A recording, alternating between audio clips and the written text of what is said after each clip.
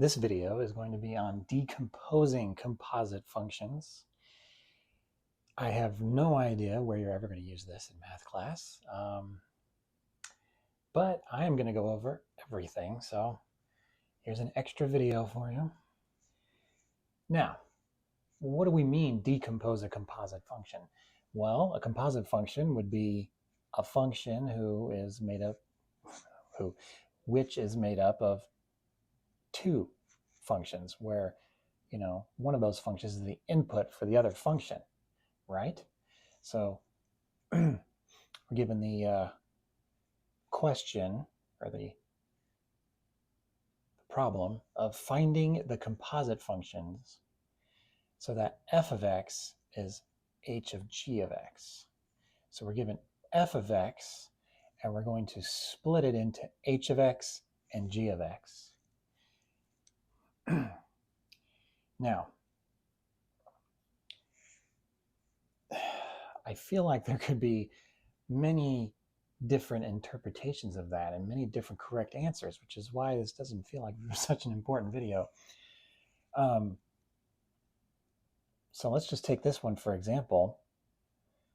Our input, g of x, that could be 5 minus x squared, right? And if that's the input, then the outer part, which we're putting this into, must be just the square root of x, right? Because that 5 minus x squared is plugged in to h of x, making the composite function. So we just kind of reverse engineered it, right? Now, that's one correct answer. Can you think of any others? Yeah. What if g of x was just, I don't know, x squared? Then h of x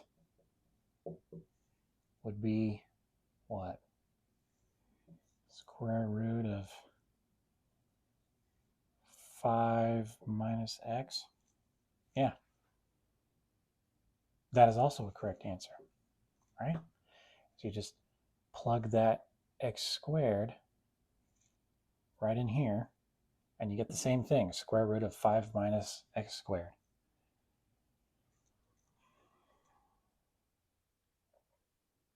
So there's multiple ways to decompose a composite function. Let's do part B over here. You think there are more ways than one? Absolutely. What's our small piece we want to single out? Just the 4 plus x squared? Why not? So that means h of x would be everything else. Just replace that 4 plus x squared with an x. There you go. That's a good answer.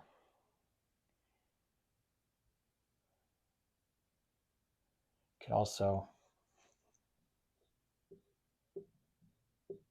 make h of x less complicated and put the square root over here. Kind of messed that up. Square root of 4 plus x squared, which means h of x would be pretty much the same except for square root's gone. Also correct answer.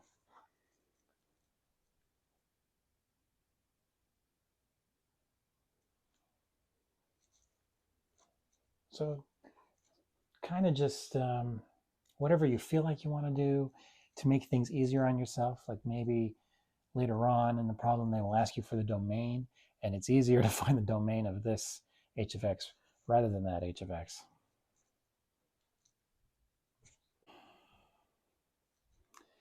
All right, one last problem before we'll call it good. This one's a little more specific. They give us f of x again. It's a little simpler than the last two, but they give us 3 parts to it. They ask us to find just h of x this time, and they give us what g of x is already. So we need to find out what our outer part is that gives us x squared minus 2 when we put this into it as an input, right? Because this would be our input. So it's like they're giving us the input and the output, and we're supposed to find the original function. Okay? So we put in x squared minus 1 into something, and we get out x squared minus 2. Well, to get minus 2, all we have to do is subtract 1, right, from this.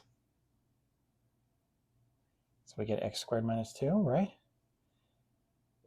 So if the only new thing we're doing is that minus 1, and if our output is g of x, then h of x should be x minus 1. Right? X squared minus 1 minus 1.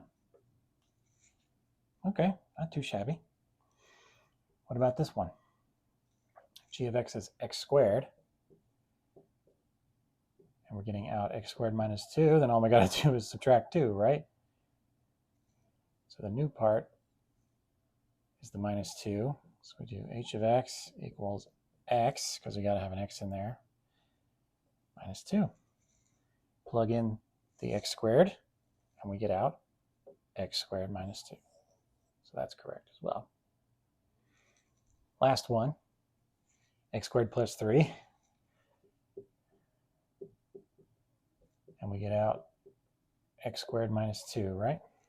Let's draw a line here to separate this. Okay, so what do we need to do to this minus 3 to get this positive 3 to get minus 2? We needed to subtract 5, right? That's what we got to do.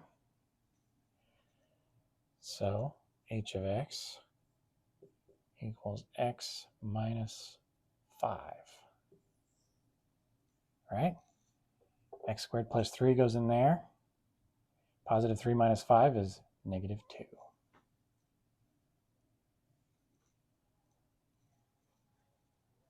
Kind of fun.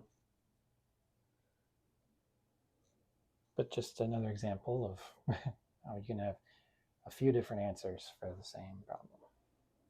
Thank you for watching.